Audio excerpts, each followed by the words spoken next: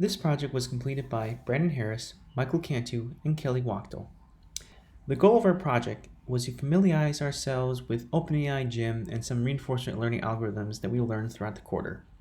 To begin, we wrote the multi-arm bandit code, which was mainly learned in a machine learning course, and the Q-learning code to test out a simple OpenAI gym environment called Frozen Lake.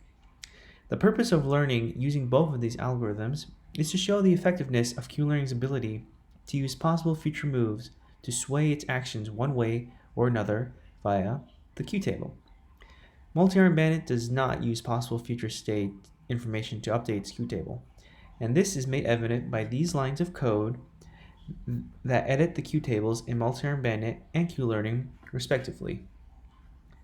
As seen from the two graphs, Q-learning is much more deliberate when finding the highest reward, as it steadily increases as each iteration goes on. This is the cart pull example. The objective of cart pull is to get the pole to balance a pole on a cart. The pendulum starts upright, and the goal is to prevent it from falling over. A reward of +1 is provided for every time step that the pole remains upright. The episode ends when the pole is more than 15 degrees from vertical, or the cart moves more than 2.4 units from the center.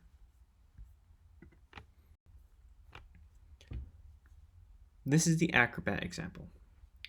The Acrobat system includes 2 joints and 2 links, where the joint between the 2 links is actuated. Initially, the links are hanging downwards, and the goal is to swing the end of the lower link up to a given height. For our cart pull, we start with selecting the environment, and here we have the C chosen as a good demonstrator of learning results and consistency. For our optimizer, we want to use Atom as the optimizer. For our while true loop, we loop until break condition is met. And then this loop represents an iteration through the game. And here we have our step function, which iterates the state, shows rewards, and tells us if the session has ended yet. Environment render here is the render function, shows us the game as the agent learns to play it. Here for our running reward, between iterations of the game, we update our cumulative reward, our policy, and our Q function. For the finished episode does all the heavy lifting in terms of updating the model. Here, if we have updated our model such that it exceeds our reward threshold, we have finished training.